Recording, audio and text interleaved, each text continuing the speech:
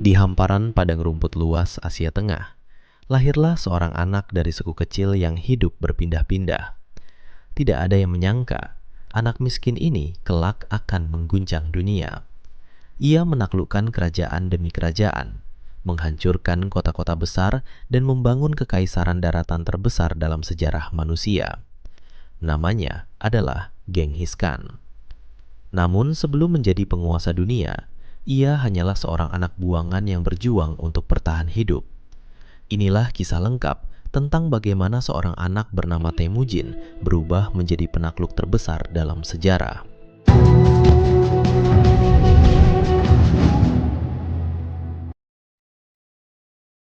Sekitar tahun 1162, di wilayah padang rumput Mongolia yang keras dan liar, lahirlah seorang bayi laki-laki dari keluarga suku Mongol. Ayahnya bernama Yesugei, seorang kepala suku kecil. Ibunya bernama Huelun. Bayi itu diberi nama Temujin. Nama itu diambil dari seorang panglima musuh yang pernah dikalahkan ayahnya.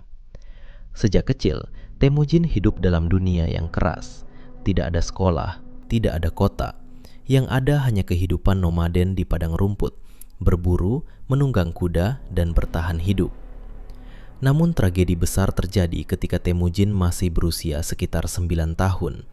Ayahnya diracuni oleh suku Tatar, musuh lama keluarga mereka. Kematian ayahnya mengubah segalanya. Suku mereka meninggalkan keluarga Temujin karena dianggap tidak lagi memiliki pemimpin. Temujin, ibunya, dan saudara-saudaranya ditinggalkan sendirian di padang rumput. Mereka hidup dalam kemiskinan ekstrim. Untuk bertahan hidup, mereka harus memakan akar tanaman, berburu tikus padang rumput, dan memancing ikan kecil. Kehidupan yang sangat keras ini membentuk karakter Temujin sejak kecil. Masa remaja, Temujin masih dipenuhi bahaya. Salah satu suku yang dulu berada di bawah kepemimpinan ayahnya, yaitu Tai Ciut, melihat Temujin sebagai ancaman. Mereka khawatir bahwa suatu hari anak ini akan tumbuh menjadi pemimpin dan menuntut kembali kekuasaan ayahnya. Karena itu, mereka menangkap Temujin. Ia dijadikan tawanan. Sebagai tanda bahwa ia adalah budak, leher Temujin dipasangi alat kayu besar yang disebut cangwe. Alat itu membuatnya sulit bergerak dan memalukan bagi seorang pria Mongol. Namun, Temujin tidak menyerah. Suatu malam, ketika para penjaga lengah, ia berhasil melarikan diri. Ia bersembunyi di sungai dan menunggu hingga situasi aman. Menariknya, seorang anggota suku Tai Ciut diam-diam membantu Temujin bersembunyi dan meloloskannya. Peristiwa ini memberi Temujin pelajaran penting, bahwa bahkan di antara musuh selalu ada orang yang bisa menjadi sekutu. Ketika mulai dewasa, Temujin kembali mencari keluarga yang pernah dijanjikan untuk menjadi sekutunya. Saat masih kecil, ayahnya pernah menjodohkannya dengan seorang gadis dari suku Onggirat bernama Borte. Temujin kemudian menikahi Borte. Pernikahan ini bukan hanya hubungan keluarga, tetapi juga aliansi politik penting. Namun, tidak lama setelah menikah, tragedi kembali terjadi. Suku Merkit menyerang perkemahan Temujin. Mereka menculik Borte. Bagi Temujin, ini adalah penghinaan besar.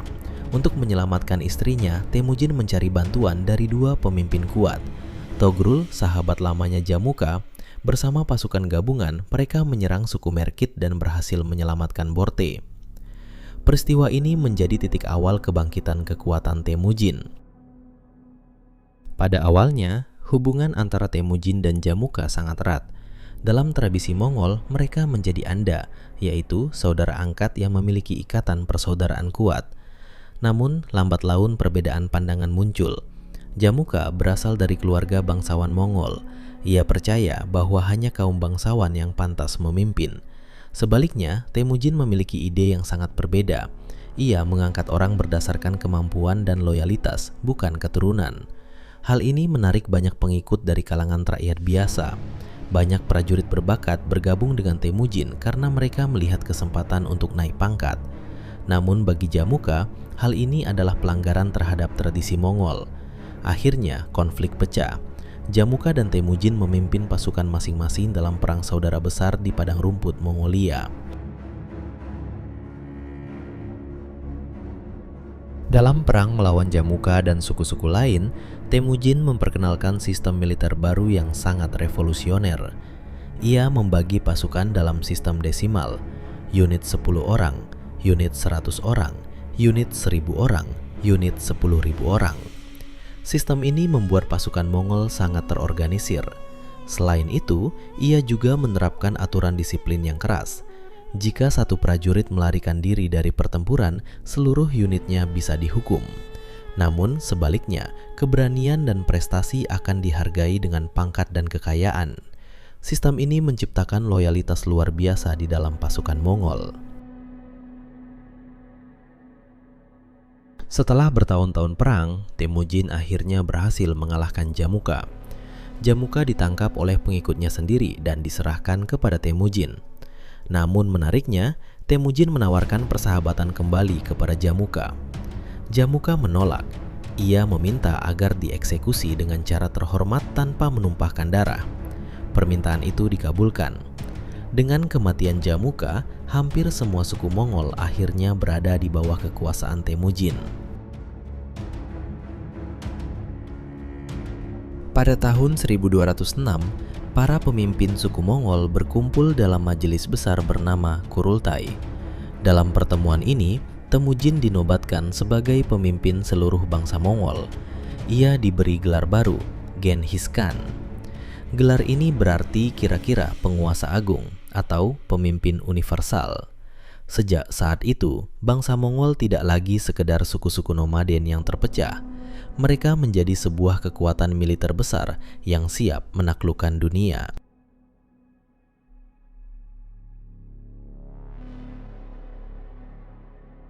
Setelah menyatukan bangsa Mongol, Genghis Khan mulai melakukan ekspansi besar-besaran. Sasaran pertama adalah kerajaan di Cina Utara, yaitu Jin Dinasti.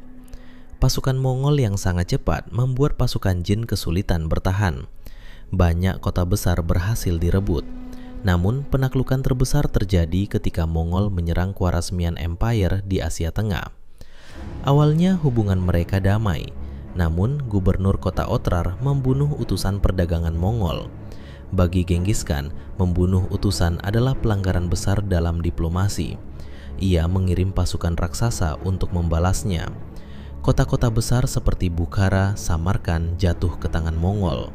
Penaklukan ini membuat kekaisaran Mongol berkembang sangat luas. Pada tahun 1227, Genghis Khan sedang memimpin perang melawan kerajaan Western Xia. Di tengah kampanye ini, ia meninggal dunia. Penyebab kematiannya masih menjadi misteri hingga sekarang. Beberapa sumber menyebut ia jatuh dari kuda. Ada juga yang mengatakan ia sakit parah. Yang paling misterius adalah tempat makamnya. Menurut legenda Mongol, pasukan yang mengantar jenazahnya membunuh siapapun yang melihat prosesi pemakaman itu. Karena itu, hingga hari ini lokasi makam Genghis Khan masih belum ditemukan.